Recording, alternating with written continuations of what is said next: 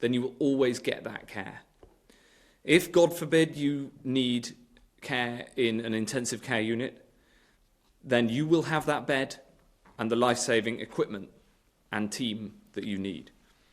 The latest figures show another record high of 2,963 spare critical care beds available across the NHS.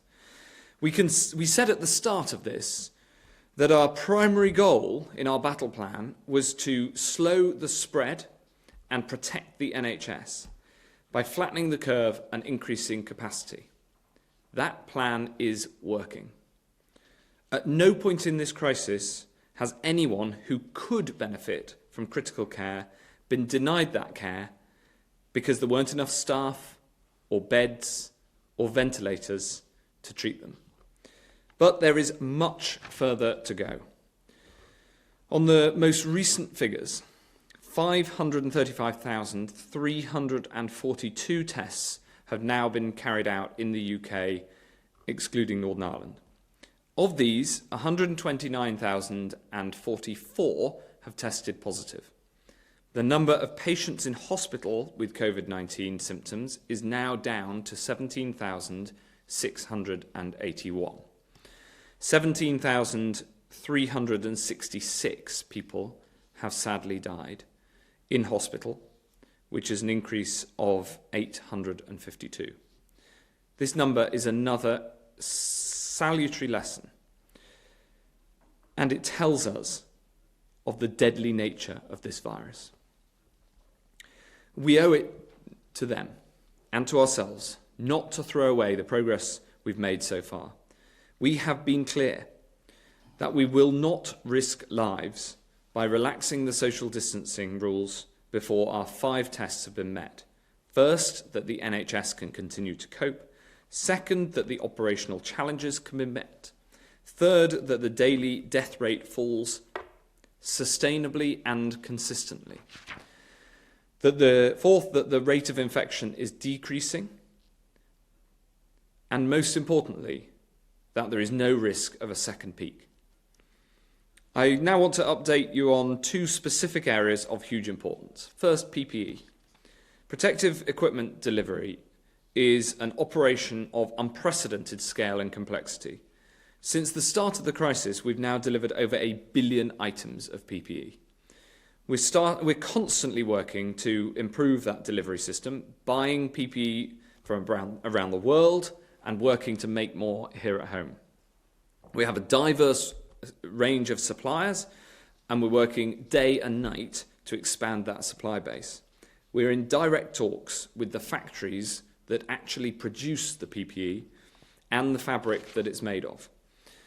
This has proved one of the most fruitful avenues, and I want to especially thank my Foreign Office and DIT colleagues, especially in China, for the incredible work making these connections. I also want to thank the enormous response we've had from our appeal for companies to come forward to help replenish the stocks. As of yesterday, we've had 8,331 offers of PPE equipment, and we're investigating each and every one of those many leads. Now, of course, some of these leads have led to very large-scale purchases of many millions of items. But the reality is that not each of them, not everyone who approaches us can deliver on their offers in scale. I'm very grateful to all those who have come forward, and we are now actively engaged with thousands of these companies, and I can announce that we're working with 159 potential UK manufacturers which are starting to come on stream. I've said many times that I am determined to get people the PPE that they need. This is a 24/7 operation. It's one of the biggest cross-government operations I've ever seen. And I'm grateful to colleagues from the NHS, from Public Health England, the Crown Commercial Service, Cabinet Office, the Communities Department, the Ministry of Defence, the Armed Forces, the devolved administrations and the territorial offices, the Business Department, the Treasury, the Foreign Office, and the Department for International Trade for their enormous hard work on this. And I'm also very grateful to Lord Dighton, who delivered the Olympics, for stepping forward to lead this national effort and deliver once again for his country. The second area I want to talk about is vaccines. In the long run, the best way to defeat coronavirus is through a vaccine. After all, this is a new disease. This is uncertain science, but I'm certain that we will throw everything we've got at developing a vaccine. The UK is at the forefront of the global effort. We've put more money than any other country into the global search for a vaccine. And for all the efforts around the world, 2 of the leading vaccine developments are taking place here at home at Oxford and Imperial. Both of these promising projects are making rapid progress, and I've told the scientists leading them that we'll do everything in our power to support. First, I'm today making £22.5 million available to the Imperial project to support their phase 2 clinical trials, which are going to assess a sample of several thousand, and for them to begin the work on subsequently a very large phase 3 trial. Second, I'm today making available £20 million to the Oxford team to fund their clinical trials. The team have accelerated that trials process, working with the regulator, the MHRA, who have been absolutely brilliant. And as a result, I can announce that the vaccine from the Oxford project will be trialled in people from this Thursday. In normal times, reaching this stage would take years, and I'm very proud of the work taken so far. At the same time, we'll invest in manufacturing capability so that if either of these vaccines safely works, then we can make it available for the British people as soon as humanly possible. Nothing about this process is certain. Vaccine development is a process of trial and error and trial again. That's the nature of how vaccines are developed.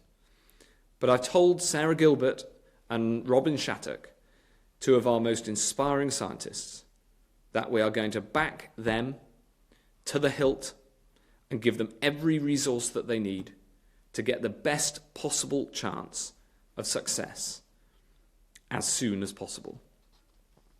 After all, the upside of being the first country in the world to develop a successful vaccine is so huge that I am throwing everything at it.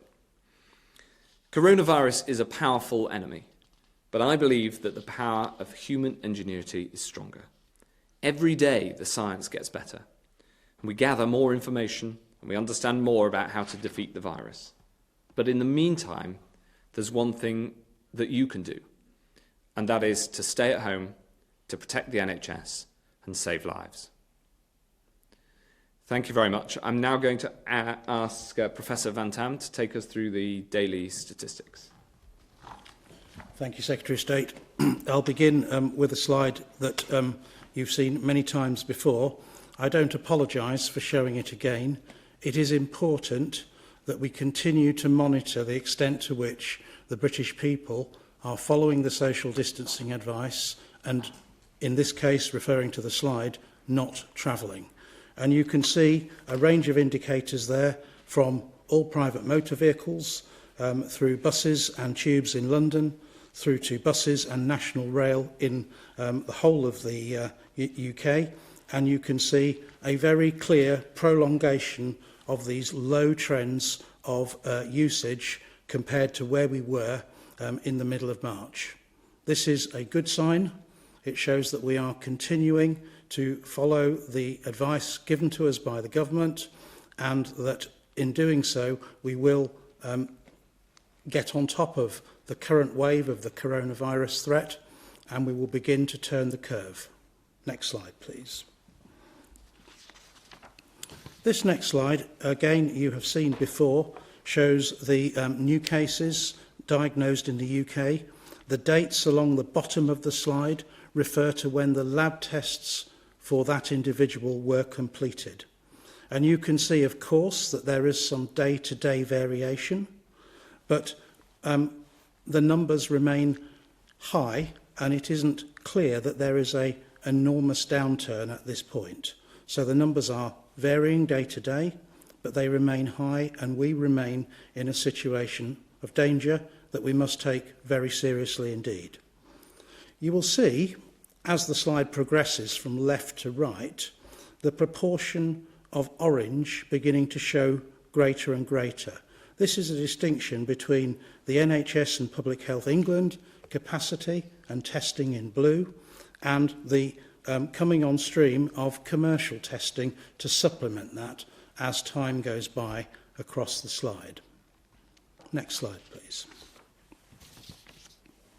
Now, this is a very important slide and, of course, refers to the total number of people in hospital in Great Britain with COVID-19.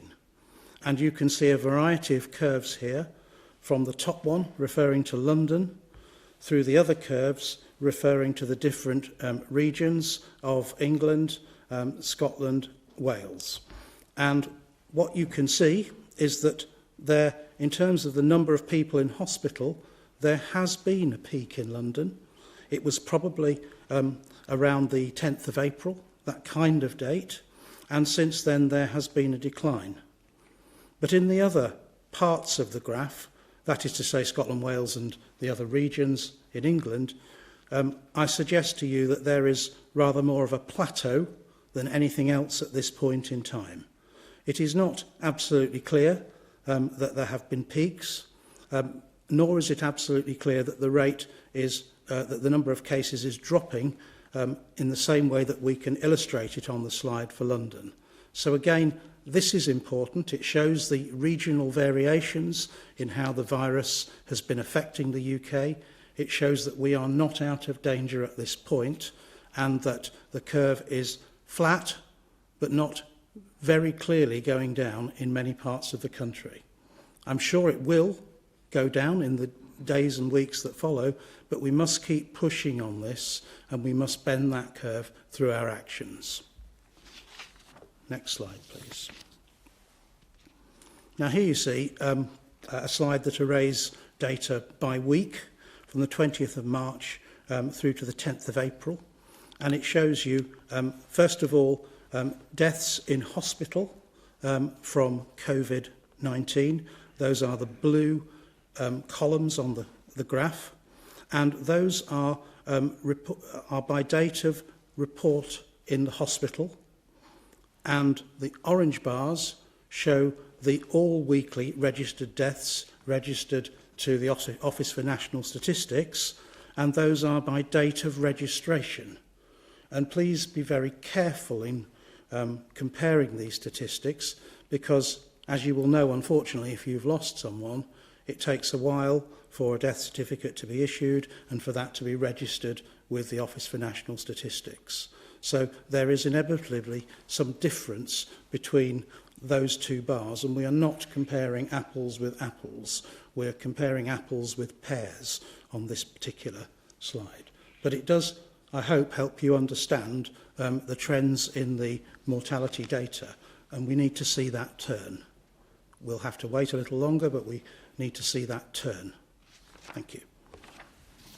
Finally, I will show you a slide I've shown you before about global death comparisons. Again, as I've said before, the slide is indexed on time point 0 when a country declares its first 50 cumulative deaths. Now, for almost all of the countries on this slide, the reporting, as in the UK, has been for hospital deaths.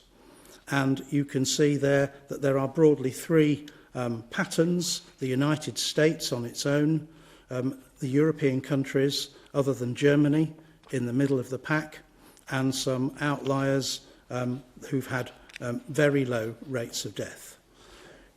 On the slide, if you look carefully, you will see a curve for UK hospitals only and a UK all settings, which is lagged further behind, which includes all of the deaths reported to the ONS. But you will see that they are on the same trajectory within the same framing of those middle countries. These are important comparisons, but what will be really important in the future, and we do not yet have those data, are international comparisons of excess deaths. particularly across Europe, where a pretty standardised methodology is used for counting excess deaths. But those data take time to assemble, and I don't have them for you today. Thank you, Secretary of State. Okay, thanks very much indeed, Jonathan. First question is going to be from Laura Koonsberg at the BBC. Thank you, Secretary of State. Just on PPE, this was declared a pandemic well over a month ago. Why is the government still having to scramble now to get our health workers the equipment they need, and allowing UK firms we've been hearing from today who could supply British hospitals and care homes to sell their products abroad? Well, as you know, Laura, we've been pushing at making sure that we get PPE to the front line, to the people who need it, since right at the start of this crisis, and especially since the big increase in demand about a month ago. We've now shipped over 1 billion items, and we're also at the same time replenishing the stocks on a 24/7 basis. And I've described something of the operation to do that. And we bought a huge proportion of that from overseas, and that will continue to make sure that alongside making more PPE here, we also buy it from the big producers, especially in China. And that's where the big numbers are, making sure that we get that PPE into the country, out to the front line where it's needed. Can I come back in? Okay. But, you know, day after day, we're hearing from people on the front line that they do not have enough. I mean, how do you explain the gap between what you were saying about getting everything in place and what people who are working on wards or working in care homes are actually experiencing? And why did ministers suggest there was some kind of mix-up about not taking part in the EU scheme to get medical kit, when the most senior civil servant at the Foreign Office said this afternoon it was a political decision, to use his phrase? Well, I haven't seen that exchange, but I have spoken to the Foreign Secretary, and as far as I'm aware, there was no political decision not to participate in that scheme. When we did receive an invitation in the Department for Health, because it came to the Department for Health, it was put up to me to be asked, and we joined. So we are now members of that scheme. However, as far as I know, that scheme hasn't yet delivered a single item of PPE. So I think the most important thing that we concentrate on is what are the offers that can get us the most PPE to be able to get it into the country, to be able to manufacture it here, and to be able to then get it out to the front line. And we're doing everything we possibly can to make that happen. Robert Peston, ITV.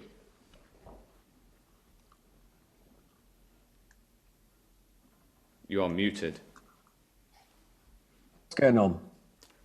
Okay, can you hear me now? Yes. Good afternoon.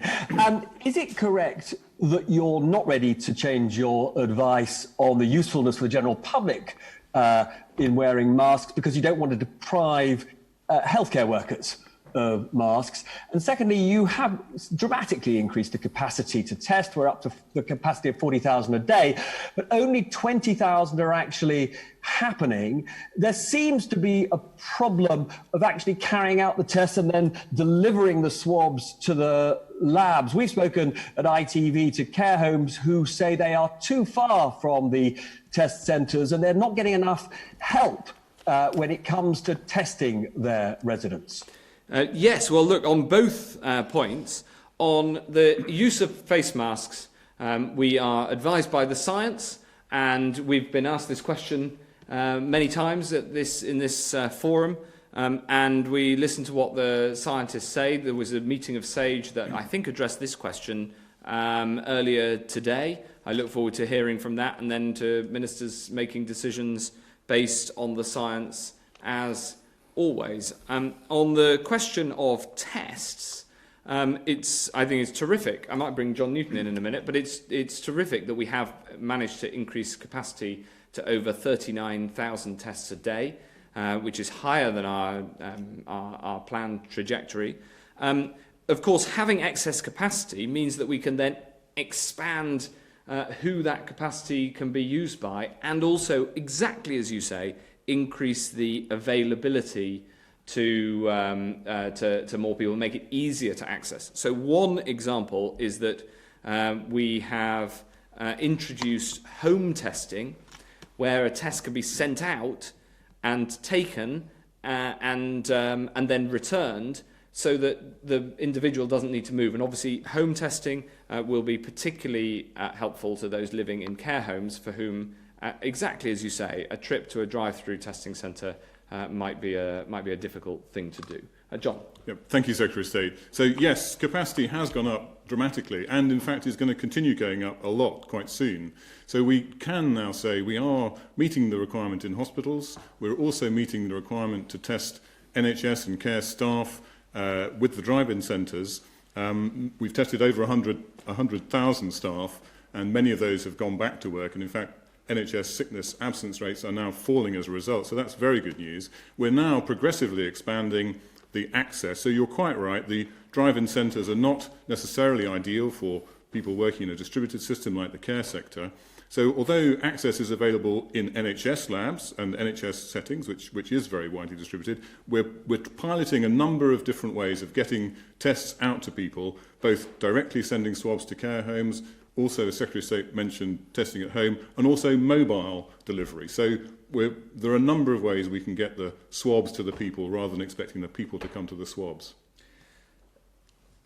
Does that satisfy you, Robert? Well, it was just, if I could just ask, I suppose Jonathan Van Tam would be best on this. Is the priority when it comes to face masks, frankly, healthcare workers, and that although there may be a case for the general public using them at some point, this would just not be the right moment? Thank you for the question, Robert. I think I'd kind of reply on 4 points. The first thing to say is I have always said to you that we will keep the evidence under review, and we are absolutely doing that. I have also said to you that we will change if we feel that the evidence is driving us that way, and we will advise ministers accordingly.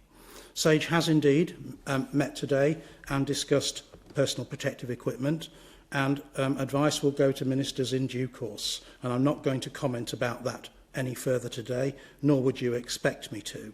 What I can say is that there is an absolutely enduring principle here that SAGE places great value and prime importance on never jeopardising the supplies of PPE to our health and social care workers. And that is a line we are not going to cross under any circumstances.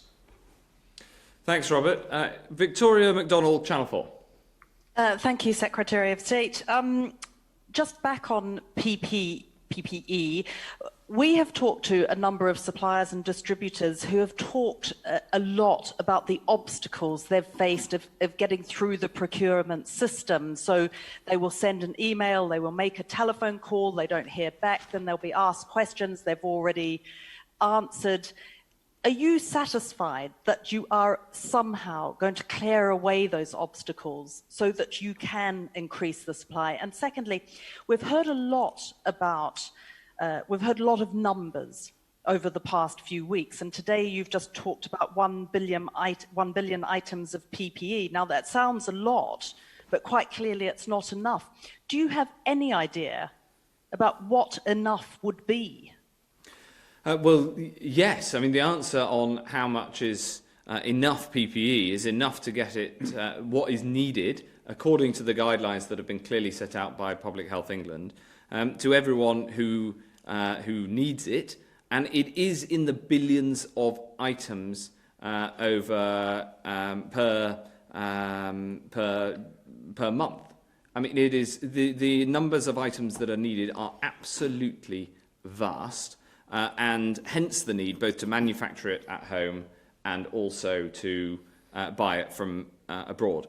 We're always trying to improve the processes that we have in place to make purchases. I think it's been very encouraging, the number of UK companies that have come forward, but we have had to make sure that we sort out the credible offers from those that are not.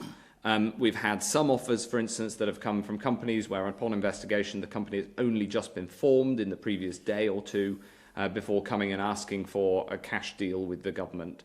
And so you'll understand that there has to be some process in there. Nevertheless, we want to engage with all of those companies who can help us in this national effort, and we are accelerating the progress of getting back to all of those companies with a substantive response to their offer. This is a fast-moving market because essentially the problem on PPE is that there is a global shortage. There's more demand across the world than there is supply, and that means that we need to be as nimble as we possibly can, and crucially, as much as possible, get right to the source of the PPE, which is often in factories in Asia, including in China, rather than going through middlemen, which can seem attractive on the surface, but actually if you get directly to the factory owner, then you get a more secure supply. So it is a complicated picture. And none of this takes away the importance of delivering on this agenda or the resources and the support that we're throwing at it. Daniel Wooten, Talk Radio. Good afternoon, Secretary of State. A report by the EU agency, the European External Action Service, to be published this week, concludes that official and state-backed Chinese sources are behind the spread of conspiracy narratives designed to exonerate the Chinese government over coronavirus. The report will say China has run a global disinformation campaign to deflect blame for the outbreak of the pandemic. What is the UK government doing to stop these Chinese disinformation campaigns? Well, I haven't seen that report, and I haven't seen any evidence of what you describe.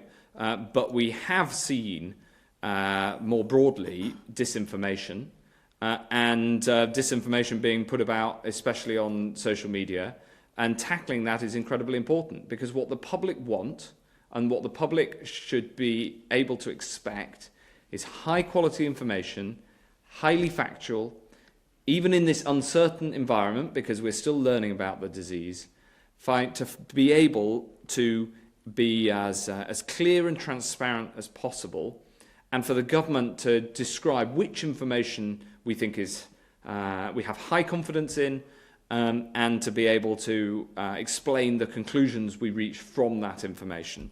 And so tackling disinformation is an important part of it, but I'm afraid I can't comment on the specific piece that you refer to. Chris Smith from The Times. Thank you, Secretary of State. Can I ask about asymptomatic transmission?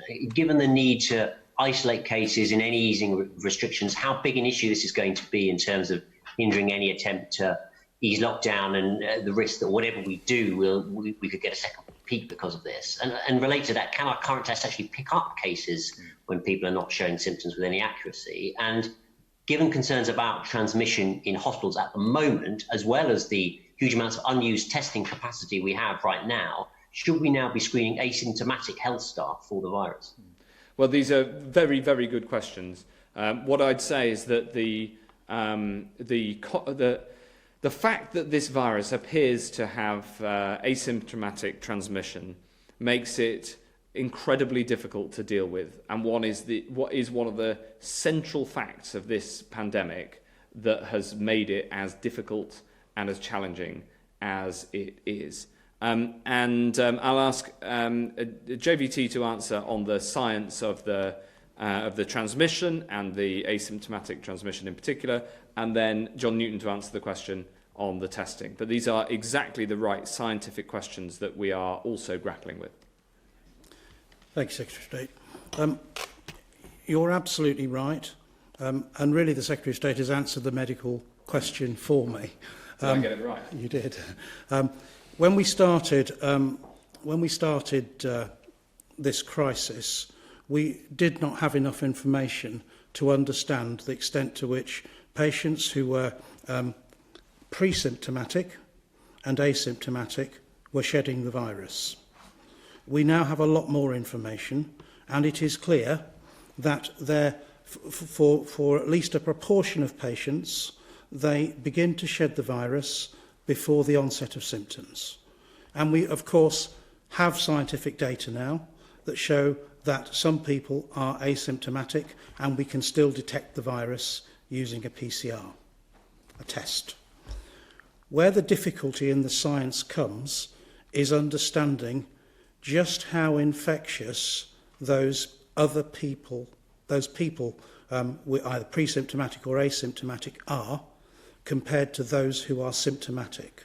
And remember, they don't have the cough, they don't have the respiratory symptoms, they don't have the same means of expelling the virus to the same amount. So I think it's absolutely impossible to rule out that there are some cases.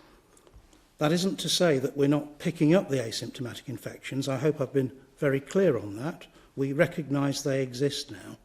But the extent to